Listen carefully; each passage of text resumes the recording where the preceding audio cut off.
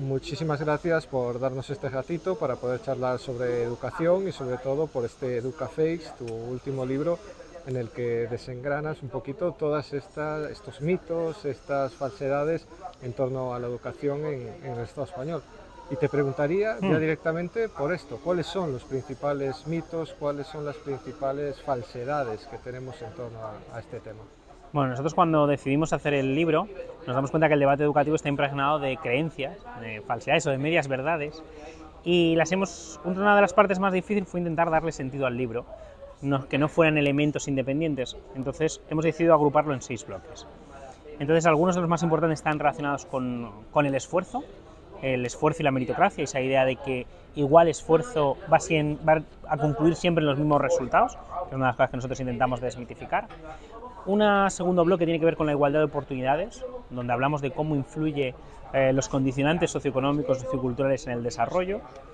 También hablamos de financiación de la educación y además concedemos ahí mucha importancia a la enseñanza pública y la enseñanza concertada, porque en esta comparativa se esconden muchas medias verdades o muchas mentiras. También hablamos de política educativa, algunas políticas que se han aplicado en España, pues bueno, cuáles han sido sus efectos, cuáles son sus limitaciones y cuáles son sus posibilidades. Y también hablamos de segregación escolar. Concedemos un capítulo importante a cómo tienen que estudiar los alumnos, de juntos o de separados. Entonces, más o menos sería un poco a grandes rasgos lo que encontraremos dentro del libro. Y señalas precisamente que muchas veces creemos que la educación garantiza la igualdad de oportunidades independientemente del nivel socioeconómico de las familias y de los propios alumnos. A través de este libro, ¿qué nos podremos encontrar a ese mito o a esa falsa creencia que tenemos muchos? Claro, este es un mito muy importante porque no solo afecta a la educación, sino que afecta a la concepción de la sociedad.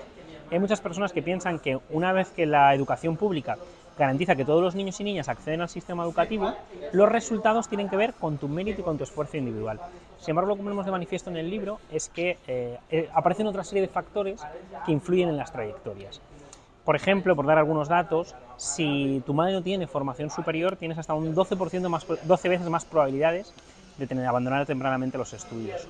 Por ejemplo, si en tu casa es difícil llegar a fin de mes, se multiplica más de 4 veces las probabilidades de que no continúes los estudios. O en el otro lado de la balanza, si uno de tus progenitores tiene estudios superiores, tienes hasta el 77% de posibilidades de también tener estudios superiores. Esto lo que nos habla de alguna manera es que las condiciones en las que nos criamos influyen mucho en los resultados. No negamos la importancia del mérito y del esfuerzo, pero sí creemos que mismas cantidades de mérito y de esfuerzo no conducen a los mismos resultados. Por eso, cuando analizamos las trayectorias escolares, se tiene que hacer a la luz de las circunstancias en que se han producido. ¿Y consideras que todo este discurso se basa precisamente este discurso del mérito en intentar crear un sistema educativo mucho más centrado en la individualidad, en el egoísmo, mucho más centrado en esta visión, digamos, del sistema capitalista impregna la escuela? Impregnada del todo, la atraviesa de hecho, y creo que encima, ahí no soy muy optimista, creo que en el futuro iremos a más. La idea de la meritocracia yo creo que tiene dos impactos importantes. Por una parte, justificar las posiciones sociales, es decir, un poco lo que llaman el sesgo del superviviente, en el sentido de que las personas que nos ha ido mejor en el sistema educativo tenemos a justificar que nuestra posición social es resultado de nuestro mérito y nuestro esfuerzo individual, obviando todas las cosas que hemos tenido que nos han ayudado. Y esto de alguna manera justifica nuestra posición actual en función de nuestro mérito y nuestro esfuerzo individual y no de todas las cosas que nos han apoyado a lo largo de la vida. También es disciplinante con las clases populares, porque en vez de poner el foco de atención sobre los factores estructurales, se pone el foco de atención sobre cuestiones individuales. Entonces, a las personas que están en una situación más desfavorecida, en vez de ayudarle a luchar porque tengan más oportunidades, se les inculca la idea de que los resultados que van a encontrarse a lo largo de la vida dependen solo de su mérito y de su esfuerzo. Y luego, por otra parte, nos lleva a una concepción muy individualista de la educación, donde se priman procesos de competencia y de competición. Entonces, eso realmente es peligroso porque lo que nos lleva es que al final existan menos procesos cooperativos. Y en este sentido, ¿cómo afecta la financiación pública en el sistema educativo? En el Estado español convive un sistema totalmente público con un sistema privado y también concertado. ¿Cómo afecta esto a la educación de los y las españolas? Pues afecta de una manera, yo diría que cada vez peor, en el sentido de que cuando surge el modelo de conciertos tiene cierta lógica, tenía una razón de ser, porque primero, por una parte, no existían plazas para todos los escolares, y por otra parte existía un sistema de ayudas heredado del franquismo que era bastante discrecional, se daban fondos a los centros sin estar regulado. Con la ley de 1985 se intenta regular este proceso y además conseguimos más plazas para que no haya ningún niño sin escolarizar. Lo que pasa es que la sociedad, por suerte, y nuestro sistema educativo ha cambiado mucho desde 1985 hasta ahora, y además la crisis de la demográfica facilita que podamos asumir las plazas solo con plazas públicas o en mayor medida con plazas públicas. Al mismo tiempo hemos ganado en diversidad, entonces la oferta eminentemente religiosa católica que había en el año 85 podía ser adecuada para la sociedad de 1985, pero a todas luces no es muy adecuada para la actualidad. En la actualidad, frecuentemente el sistema concertado se manifiesta en un sistema que aprovechan las familias para aprovecharse de la segregación escolar, es decir, para producirse un cierre de clase. Entonces, más que es una herramienta que a muchas familias les viene muy bien. Podemos hablar entonces de que este sistema concertado no cumple tampoco las expectativas de, digamos, incluir dentro del sistema educativo a minorías como pueden ser los migrantes, a las situaciones en riesgo de exclusión, de pobreza. ¿Realmente se podría llegar a confiar en este sistema para educar a esos segmentos de la población? Ese es uno de los debates que hay hoy en día muy encarnizados. Los propios padres, digamos de alguna manera, del sistema de conciertos años más tarde reconocieron que se había pervertido. Se había pervertido sobre todo porque no había garantizado la gratuidad, la mayoría de centros concertados en España siguen cobrando cuotas, y porque el alumno que acogen no es representativo de la sociedad española. Por ejemplo, acogen un alumno eminentemente urbanita, la tasa de alumno inmigrante que acoge es muy baja, y según un informe presentado además creo que ayer de Save the Children, nos decía que el sistema de conciertos español es en el que hay más diferencia socioeconómica entre los alumnos que acuden a los centros públicos y a los centros privados. Entonces, no ha conseguido su capacidad inclusiva. Aquí hay dos teorías. Hay quienes creen que la solución es aumentar la financiación y que las familias hagan una elección diferente y eso nivelará la composición social, pero yo creo que es una concepción muy naif. Se basa en una idea de que los centros que hoy en día segregan, si le damos más fondos, segregarán menos. No tenemos ninguna experiencia de éxito que nos diga que esto va a ser así, y yo creo que es un planteamiento muy ingenuo. Y cuando hablamos precisamente de los sistemas educativos, hablamos también de la proyección que tiene una sociedad de sí mismo y especialmente de sí mismo en el futuro. ¿Cómo definirías esa proyección del sistema español? ¿Existe realmente? Pues no lo sé si existe, es decir, creo que ahora mismo estamos en un momento en que nos cuesta mucho pensar qué queremos ser. El sistema educativo español tiene grandes fortalezas y también grandes debilidades, y me cuesta ver que tengamos un modelo de futuro y que sepamos muy bien hacia dónde nos queremos encaminar. Creo que durante mucho tiempo, a pesar de sus debilidades, el sistema ha permitido que haya cierta compensación de desigualdades. Hoy en día nos urge aumentar los niveles medios, pero nos cuesta saber qué queremos ser de mayores. ¿Y realmente informes como el PISA sirven para guiarnos, sirven de coordenadas para intentar mejorar nuestro sistema educativo? ¿O puede que estemos confiando de más o teniendo demasiada experiencia en este tipo de informes que no sé si reflejan la realidad de los alumnos y del sistema educativo, de la salud? Nosotros utilizamos a lo largo del libro utilizamos mucho PISA, es decir, nosotros creemos que es una buena fuente de información, pero creemos que está llena de limitaciones. Y sobre todo tiene dos grupos de limitaciones. Las que tiene el informe, por ejemplo, que no hace pruebas longitudinales, sino que cada año recoge información de una cohorte diferente. Por ejemplo, que no habla de causalidades, habla de correlaciones, pero no de causalidades. Por ejemplo, que no nos dice cómo influyen algunas casualidades de nuestro sistema sobre los resultados, y que no nos ayuda muy bien a guiar las políticas públicas. Esas son las críticas que tiene el informe, pero al mismo tiempo hay otras que son achacadas, que es fruto del mal uso del informe, que eso también es muy frecuente, sobre todo en la prensa, que cuando se utiliza el informe PISA se utiliza de una manera que el propio informe dice que no se haga así.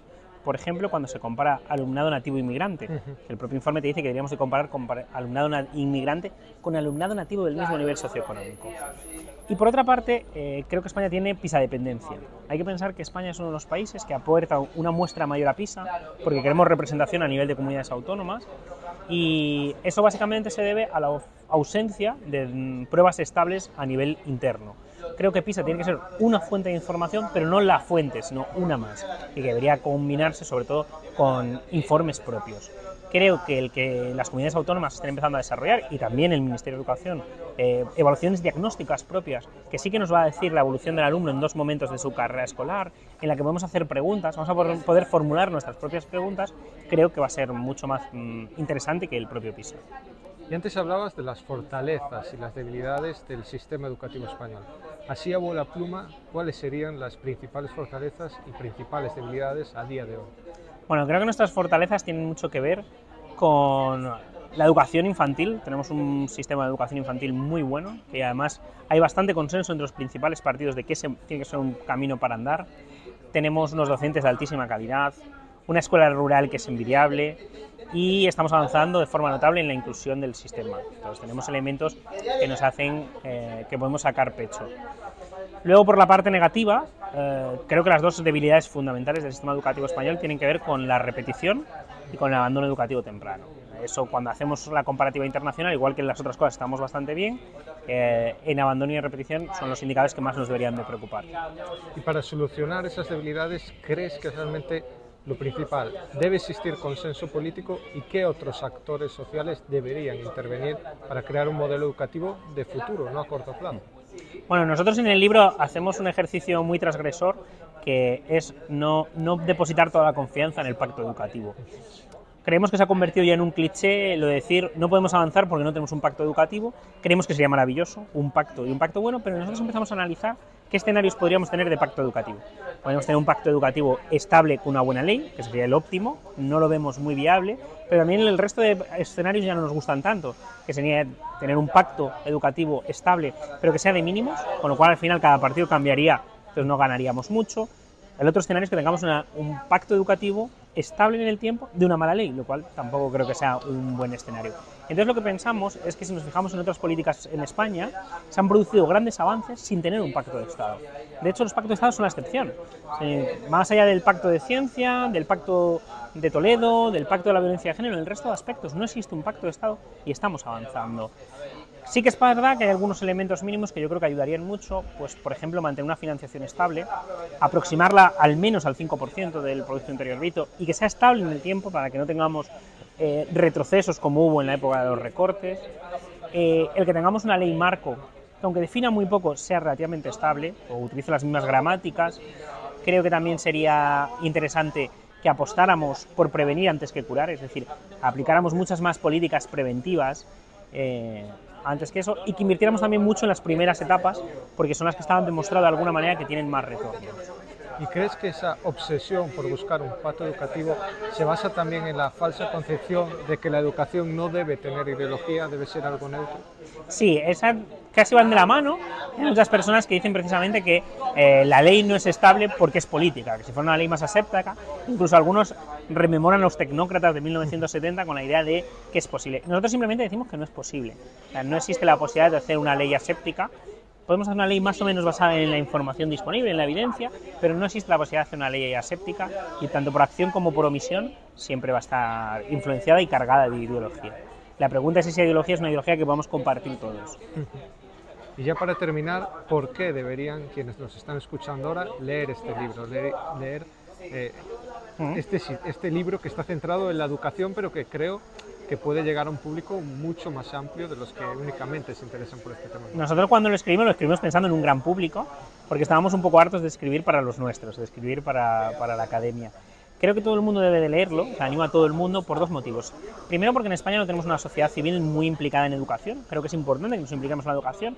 Es uno de los elementos más importantes en una sociedad democrática, a nivel económico, a nivel social, y que más nos ayudará a avanzar. Entonces creo que todo el mundo tiene que interesarse por la educación. Y luego creo que la segunda parte es porque este libro permite construir y deconstruir, es decir, que estoy seguro que la mayoría, incluso nosotros en el proceso de escritura, tenemos algunos de estos mitos. Entonces con esto no pretendemos sentar la Biblia de las políticas públicas, sino destapar debates de creencias con las que muchas veces pasamos por encima, pero no trabajamos en profundidad. Entonces creo que esa es la parte buena, que podemos que algunas cosas que damos por sentada veamos que no están tan asumidas.